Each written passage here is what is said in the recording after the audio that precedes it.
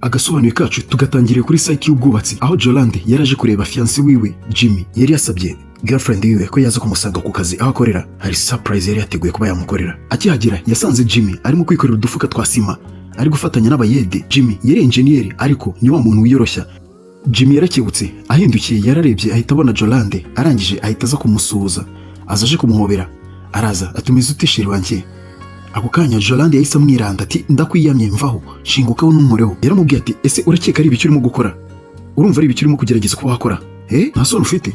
Urifata ukaza ugashaka kunkoraho nta n'isoni? Ati se ntabwo nemerewe kuba nagusuhuza. Umukobwa yahise amubwira ati oya, ati ntabwo wagakwiye kunsuhuza. Ati reba uburyo usa, ntunanyegere utaza kunyanduriza imyenda yanjye.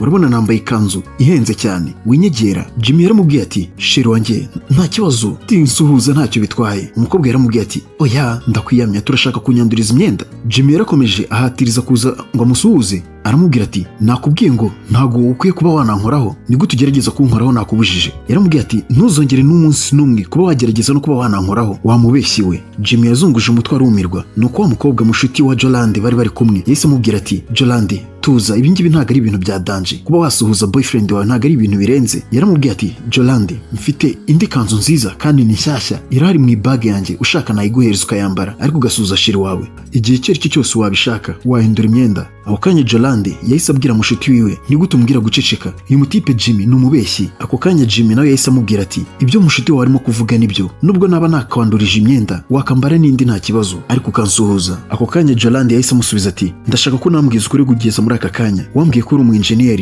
ushobora kuba uri n'umuyede, kubera iki wambeshye? Ako kanya Jimmy yaramubajije kubera iki uvuze ko ndi umukozi uciriritse. Jolande yahise amubwira ati kubera ko urimo kwikorera udufuka twa sima. Ati none se urabona utani hehe n'abandi bantu baciriritse kandi warambwiye ngo uri engineer? Ni hehe wabonye engineer wikorera udufuka twa sima? Ahubwo mbwiza ukuri niba utari umuyede. Ati reba uburyo usa nanjye undebe, ntabwo uri kuri level yo gukundana nanjye, ntabwo ngiye nkundana n'abantu baciriritse ku rwego rwawe. Ako kanya mushuti we yaramubwiye ati ntabwo wagakwiye kuba wakitwara gutyo, uri kwitwara nabi imbere ya boyfriend wawe. Jimmy yaramusubije ati none se kubera kubona nambaye ibintu byoroheje ndetse nkaba ndi no kwikorera udufuka twa sima nibyo bitumye uhise ukonfirma ko ntari engineer? Jolande yaramusubije ati ibyo ngibyo nta nubwo nshaka no kubyumva. Yaramubwiye ati ndi umukobwa wihagazeho, meze neza, ndi VIP, ntabwo uri umusore ukwiye kuba wakundana nanjye. Uwo mushuti wa Jolande yaramubwiye ati ariko si Jolande waretse kwigira nabi gutyo, kubera icyo uri kwitwara nabi bigeze aho ngaho kuri Jimmy? Jolande yaramubwiye ati ntabwo ndi kwitwara nabi. Jolande yaramubwiye ati ndimo kugerageza kuba umunyakuri hano, ati kandi uyu mutipe uri aha ngaha akwiye kunsaba imbabazi. Ako kanya Jimmy yahise amubwira ati yego uri mukuri, uravugisha ukuri,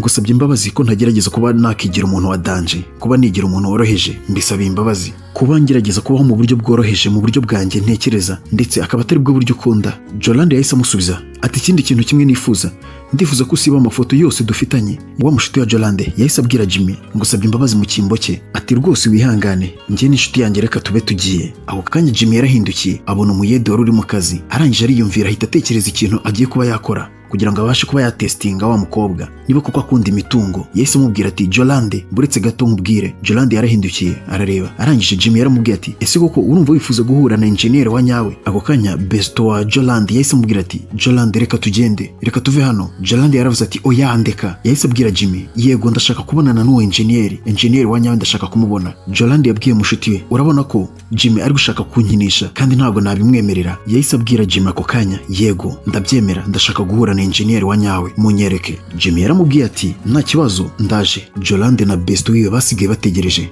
Besto wa Jolande yaramubajije ati ese ko Jolande urumva uri seriye? Jolande yaramusubije ati yego ngiye kumwigisha isomo kugeza ubwo azamenya agaciro k'abagore, ntazongera kuba yakongera kugira umugore n'umwe yongera kubeshya. Uyu niwe munsi we wa nyuma wo kubeshya, araje arambona no munsi ndamwereka, ngiye kumwigisha isomo. Ako kanya Jimmy yahise agenda ahita areba wa muyede witwa Paul, arangije ahita aramubwira ati hari ikintu nifuza ko wamfashaho kandi umbabarira ukimfashemo. Paul yahise asubiza Jimmy ati ese niki wifuza ko nagukorera? Jimmy yaramubwiye ati ndashaka ko wigira nka uri engineer uyu munsi wose ukaza kuwumara uri engineer. Paul yaramubajije ati none si byo nukubera icyo ushaka ko mbikora? Jimmy yahise amusubiza ati ndashaka kuba nakujyana nka gupresenta kuri uriya mukobwa mwiza uri hanze. Paul yaramubajije ati none se uriya ni girlfriend wawe? Arangije Jimmy yahise amubwira ati yego ni girlfriend wanjye, ariko ndashaka umfashe kuba namwigisha isomo kuko ikintu maze kumubonamo ni gold digger, ndashaka kuba wamfasha nkagira isomo mwihera. Paul yaramusubije ati nyakubahwa mvugishije ukuri ntabeshye, uriya mukobwa ntabwo yajya kwizera ko ari nge engineer, ndi umuyede, ni gute yakizera ko ndi engineer? Reba uburyo nambaye nk'umuyede, ubwo ni gute yakizera ko ndi engineer? Ako kanya Jimmy yabitekerejeho arangije aramubwira ati yego ndabyumva koko uri mukuri ariko buretse gato hari ikintu ntekereje twakora. Jimmy yaramubwiye ati gutegereje gatoya ntugire ahantu ujya ndaje. Ako kanya Jimmy yagarutse azanye imyenda ahita yihereza Paul. Fata ino myenda ugende uhindure uraza kuba ugaragara neza uyambaye ntabwo ari bubashe kuba yanakeka kuri n'umuyede arabona uri engineer wa nyawe. Paul yaramubajije ati ese kuko urumva ibi bintu koko ushaka ko tubikora ntabwo ngiye nshaka kuba nakiteranya nawe. Yaramubwiye ati reba uriya mukobwa yari girlfriend wawe. Jimmy yaramubwiye ati Paul gerageza unyumve nta kibazo ubinkorere nk'uko mbigusabye kuko nibwo uraba umfashije cyane. Jimmy yaramubwiye ati urabizi ndi boss wawe kandi ndi kugusaba kuba wamfasha kunkorera ikintu. Yego ndabyemera ko uriya mukobwa yari girlfriend wanjye ariko kugeza muri aka kanya ntabwo nkiri kumubara nkawe bitewe nuko maze kubona uburyo ateye. Kora ibyo ngusabye gusa. Paul yaramusubije ati ibyo nta cyo bitwaye nizere kuri gukora ibyuzi ntuze kuba wabindenganyiriza. Jimmy yaramubwiye ati genda uhindure imyenda nta kibazo. Paul yaragiye arahindura ako kanya ahita agaruka arangije ahita abwira Jimmy ati noneho ndi tayari twakora gahunda zose ushaka ko nkora. Jimmy yahise amubwira ati okay urabona ko bimeze neza.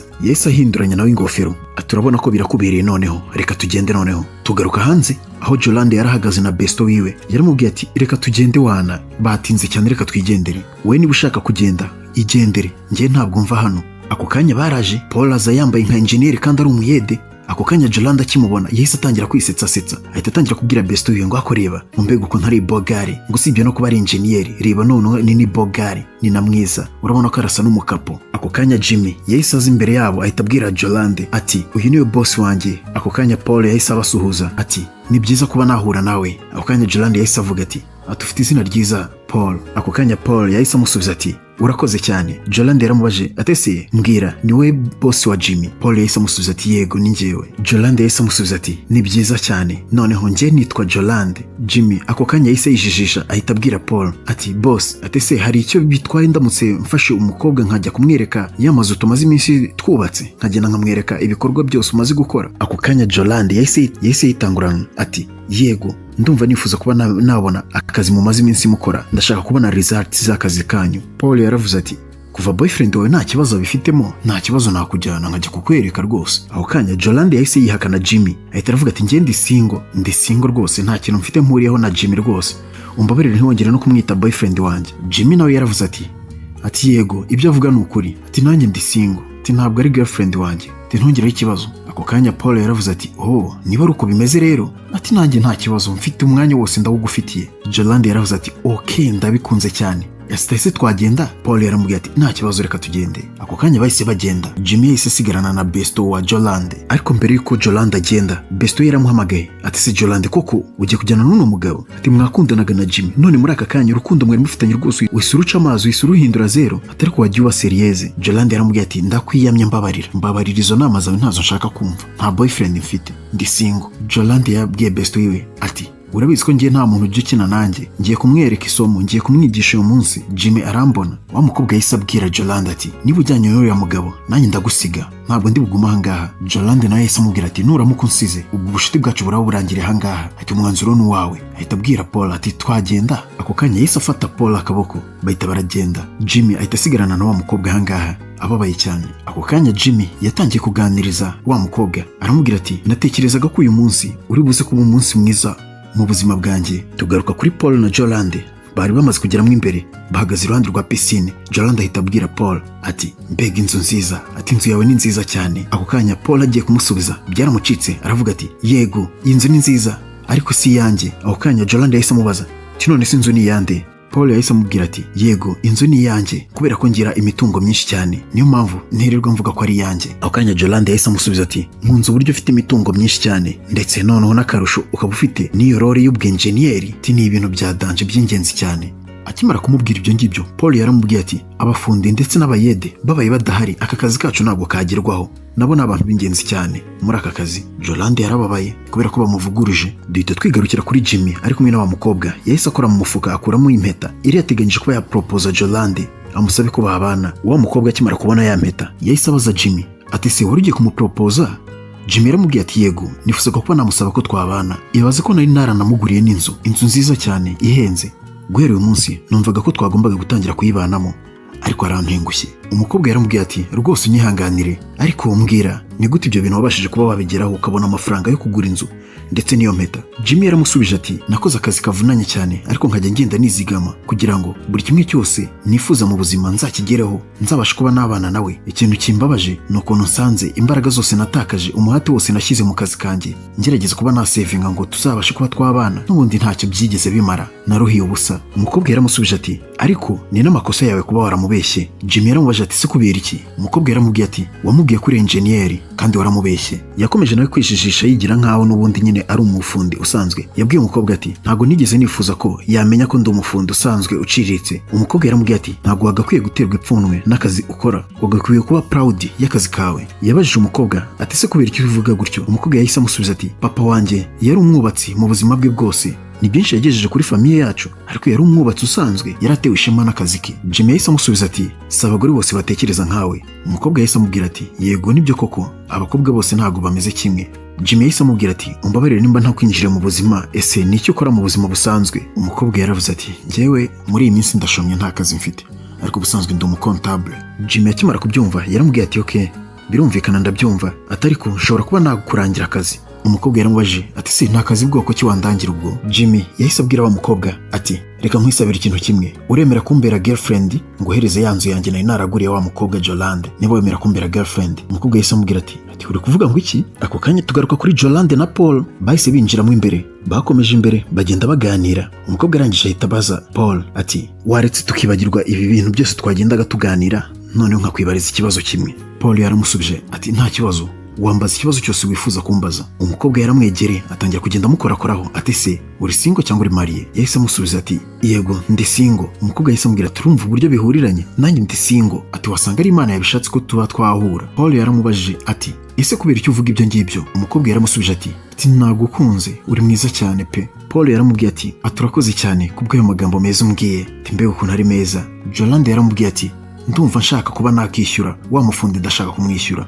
ibintu yankoze. Paul yaramubajije ati se kubera iki wumva wakora ibyo ngibyo? Ati se ubundi wabikora gute? Ni gute wamubabaza? Ako kanya Jolande yahise amusoma. Paul yahise agira ubwoba n'amasoni menshi cyane, ibi ni ibiki? Paul yahise abwira Jolande ati mpereza akanya gatoya banziye kubwira aba bafundi ko nibaramuka bagize ikintu bakenera baza kumbwira, kugira ngo bazi kuba bambwira ntihagire ikintu kiza kuba cyaturogoya. Yaramubwiye ati ndaje mu kanya gatoya, ngo ntegereje. Umukobwa ati nta kibazo, ihute. Twagarutse kuri Jimmy na wa mukobwa. Umukobwa yabwiye Jimmy ati ntabwo ari uko ndi kwanga amahirwe uri kumpereza cyangwa ibyo uri gushaka kumpereza, njye ntabwo nkunda umuntu kubera ko hari ibyo yampaye, ntabwo ari uko nteye. Jimmy yakomeje amwinginga ati bitekerezeho, ati rwose naguhereza inzu yanjye, buri kimwe cyanjye nakiguhereza ariko tugakundana. Umukobwa yaramubwiye ati oya, ntabwo ari uko njye nteye, ntabwo njye nkundana n'umuntu kubera ko hari ibyo yampaye, mbabarira ndakwinginze utaza gutuma nkubahuka. Ati ibyo ngibyo byaba ari agasuzuguro, tiwanyibeshyeho rwose, ntabwo ndi uwo nguwo pe. Umukobwa yaramubwiye ati ushobora kuba wanyitiranyije n'undi muntu, ushobora kuba wanyitiranyije n'abandi bakobwa rwose. Ako kanya Paul yaraje ahita aza arahamagara. Jimmy yahise abwira wa mukobwa ati bunyihanganiye gato ndaje mu minota mikeya. Umukobwa yahise amubwira ati ushobora gusanga Jolande yagiranye ibibazo na boss wawe, ataragushyira mu byago. Jimmy yaramubwiye ati oya ntugire ikibazo, ibyo ntubigireho ikibazo, tiwe tuza nta kibazo. Ako kanya Jimmy yaraje yegera Paul arangije aramubaza ati se wambwira ari ibiki byabaye Paul? Paul yahise abwira Jimmy ati boss ndabangamiwe bishoboka. Jimmy yahise amubaza ati ni ibiki biri kujya mbere, mbwira byagenze bite? Paul yaramubwiye ati girlfriend wawe yansomye. Jimmy yaramusubije ati nta kintu na kimwe akoze kintunguye. Paul yabwiye Jimmy ati ndakeka dushobora kuba twarekera ahangaha aya magerageza turimo, reka turekere ahangaha izi test turimo. Jimmy yaramubwiye ati oya komeza, ati komeza ufatireho, ati amahirwe we yafatiranye, tifatiranye amahirwe, naguhaye umwanya, agenda ukore buri kimwe cyose ushaka. Uyu munsi ndashaka kumwigisha isomo, we amahirwe yose ufite yafate uyabyaze umusaruro. Paul yabwiye Jimmy ati kimwe nakubwira cyo girlfriend wawe ni mwiza pe, ni umukobwa mwiza, atariko ikintu kimwe nshaka ko dushyiraho umucyo, ndashaka kugira ngo umenye ko nansaba ibirenze kunsoma, ati nta yandi mahitamo ndazi kuba mfite usibye kuba nakidefanda nk'umugabo, ati kandi rwose unyihanganire nibegera kuri urwo rwego. Paul yahise abaza Jimmy ati none se hagati yanyu mwembi mwe byagenze bite, wowe n'uriya mukobwa mushuti wa Jolande? Jimmy yabwiye Paul ati ndi kugerageza kuba twamenyana, twagiye tuganira ariko turi kugenda tumenyana gake gake. Ako kanya Paul yahise abwira Jimmy ati boss nari nabiketse, ati ndabizi wari ufite ibanga wari wampishe, ati wabikoreye ubushake bwose kugira ngo utere turiya mukobwa. Jimmy yahise abwira Paul ati oya ntabwo ari ibyo uri gutekereza Paul. Jimmy yahise abwira Paul ati muhungu wanjye ngaho genda ukora ibyo ushaka byose nta kibazo. Ako kanya Jimmy yaragarutse asanga wa mukobwa wa mukobwa ahita amubwira ati baragutonganyije sibyo. Jimmy yaramubwiye ati oya dore ikintu yari kunsaba ko namufashamo. Ako kanya umukobwa yahise abwira Jimmy ati mushiti wanjye ndabona nta gahunda afite yo gutaha, ngiye kuba nakigendera. Jimmy yaramubwiye ati oya utegereje nta kibazo. Umukobwa yaramubwiye ati honestly ndashaka kuba nagenda pe, ntabwo nshaka gukomeza kumva izo proposal zawe, ibintu byo kumbwira ngo dukundane ngo umpereze inzu byaba byiza ngiye. Yaramubwiye ati mbabarira rwose nimba nakubangamiye nanjye byaba binteye ikibazo. Umukobwa yaramubwiye ati byambangamiye ati ibintu uri kumbwira. Jimmy yariyumvira aratekereza arangije aramubwira ati wampa amasegonda makeya ndaba ngarutse sibyo. Jimmy yaragiye ajya mu nyubako arangije agaruka sinzi akantu yari yahishe inyuma.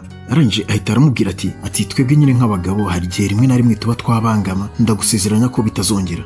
Nta kindi kintu nongera kuba navuga gishobora kuba cyakubangamira, ariko basi ndakwinginze mbabarira wakire izi ndabyo nziguhaye bimvuye ku mutima, mbabarira uzakire. Umukobwa yaramubwiye ati niba ari uko bimeze niba utari bwongera kumbangamira nta kibazo. Umusore yahise avuga ati urakoze cyane mwamikazi wanjye. Yahise amuhereza rwa rurabyo, umukobwa ararwakira arangije arihumuriza arishima cyane ati ruhumura neza.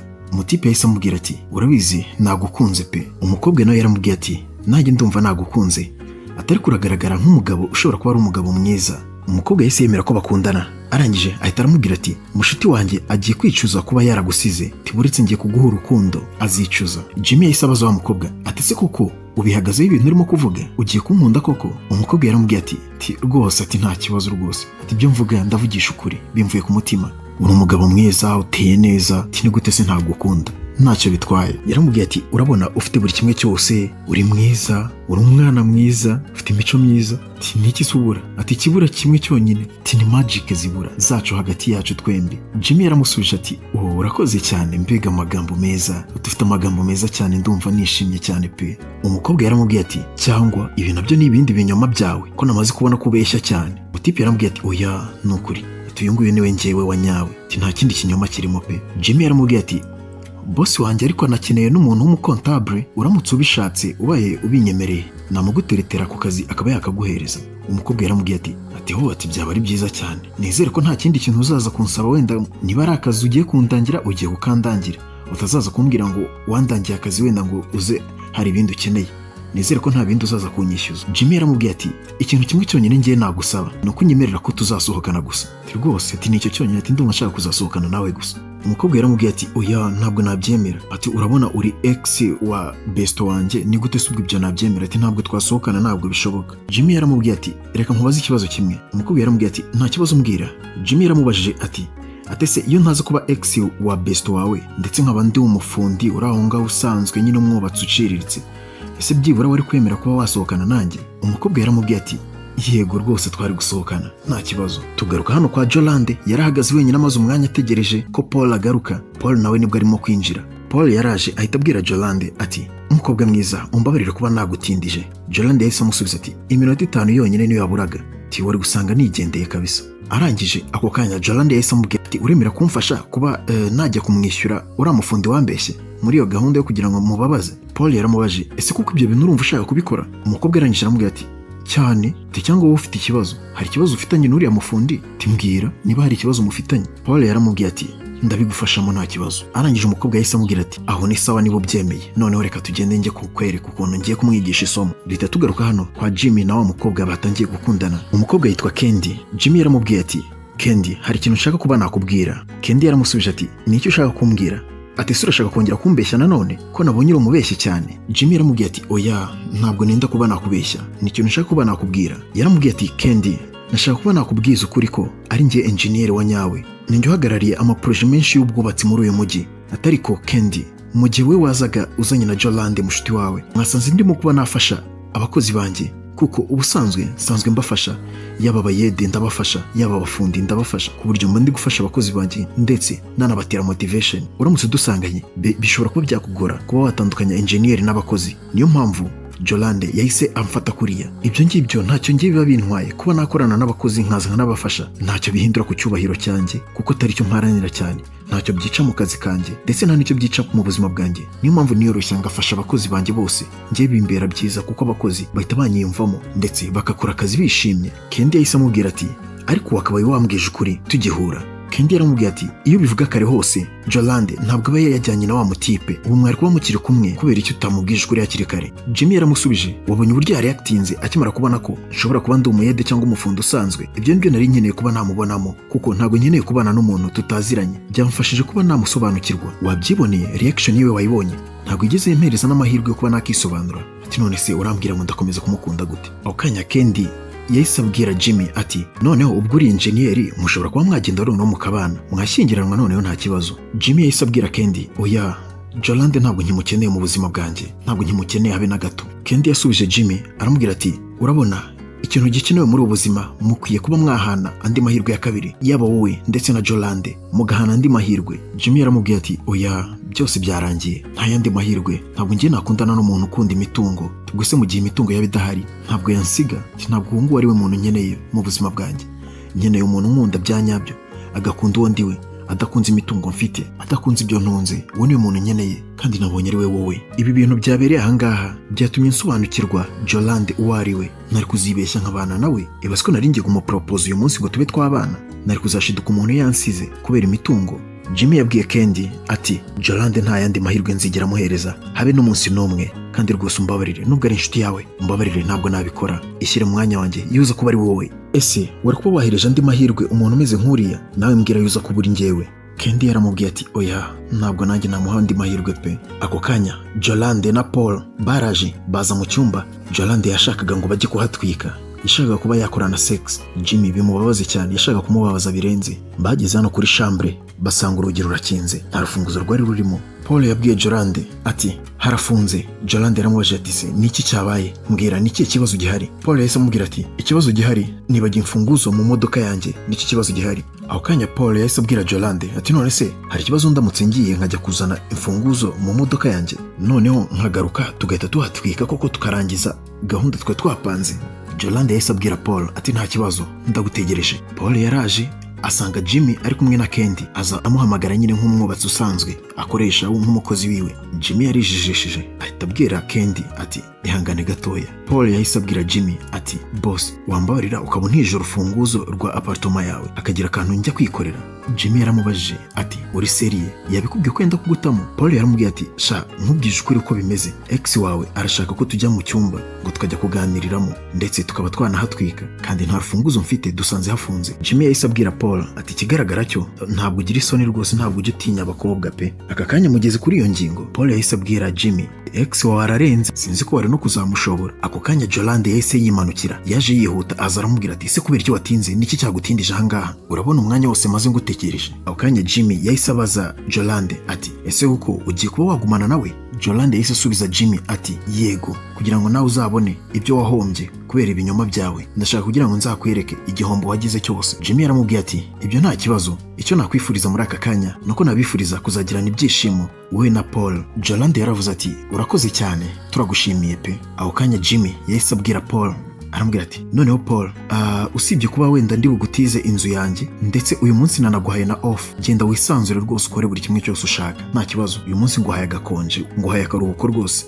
wisanzure. Paul yahise avuga ati urakoze cyane boss. Ako kanya Jolande yaratunguwe, atungurwa n'amagambo atangiye kumva uwari boss ari we batangiye kwita umukozi. Yaratunguwe ati buretse. Jolande yahise abaza Jimmy nicyo ushaka gusobanura? Ati utanga akaruhuko gute, uhereza akaruhuko boss wawe gute? Ni gute boss wona mutiza inzu? Munsobanurire neza, ntabwo ndi kumva ibintu murimo kuvuga ahangaha. Aho kanya Paul yahise atangira kuvugisha ukuri, ahita abwira Jolande ibiri ukuri nuko Jimmy ari boss wanjye, izi projet zose niwe uri kuzikurikirana, niwe uduhagarariye twese, njye ndi umwubatsi usanzwe. Jolande yaravuze ati ibintu bishobora kuba ari imikino, mureke kujokinga, mumbwize ukuri. Jimmy yaramubwiye ati oya iyi ntago ari joke Jolande, nakubereye umwana mwiza kuva mu ntangiriro, kuva ubwo mbonanye ndi gukorana n'abakozi banjye ndimo kubafasha, ntabwo wigeze unampereza n'amahirwe yo kuba nagusobanurira. Wese reactinga mu buryo budasanzwe ugaragaza ko utanankeneye. Icyo nahise nkubonamo, nahise mbona ko urukundo rwawe rushingiye ku mitungo, ntabwo wigeze unkunda. Ndetse na Paul wavugaga ngo wamukunze, ntabwo wigeze umukunda, wakunze ibyo yaba atunze. Ako kanya Jolande akimara kumva ko Jimmy ari we engineer wa nyawe, yahise akatira Paul ako kanya, nta kibazo twakongera tugatangira bundi bushyashya, aho byapfiriye tukagenda tubikosora tukaniyunga, nta kibazo, naguha andi mahirwe ukansaba n'imbabazi, nta kibazo tukongera tugasubirana. Jimmy yaramusubije ati Jolande ibyo biratandukanye cyane, ntabwo njye nkigukeneye,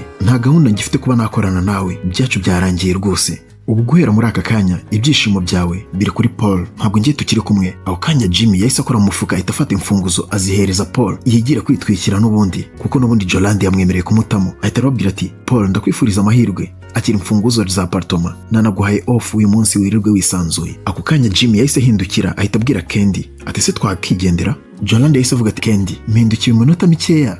Oya, buretse gato Candy. Akanya gato mpindukiye ndeba hirya ndagarutse nsanze watangiye guteretana na ex wanjye. Candy yaramusubije ati oya, ntabwo ariko bimeze, timwakoze break up, none si ikindi ukeneye niki? Hari ubwo mugikundana se? Candy yabwiye Jolande ati nta kosa ngiye mfite rwose, ntundenganye pe. Jolande yahise amubwira ati ariko uri inshuti yanjye, ni gute uhita ukundana na ex wanjye mu masegonda abiri dutandukanye? Candy yahise amubwira ati ndambiwe imyitwarire yawe, ikindi kirenze cyo wahombye umugabo muzima wa nyawe kubera ko urebesha amaso yawe nturebesha umutima wawe. Wahombye umugabo w'icyitegererezo, umugabo w'inzozi zawe. Aho kanya Candy yahise abwira Jimmy sheri twigendere. Aho kanya bahise bagenda, Paul nawe asigarana na Jolande ahita atangira gufatiranya amahirwe ati none se Jolande ati twigendere n'ubundi, ati wabonye ko imfunguzo za apartment zifite, twigendere gutwika n'ubundi ugende untemo wana. Ari guseka.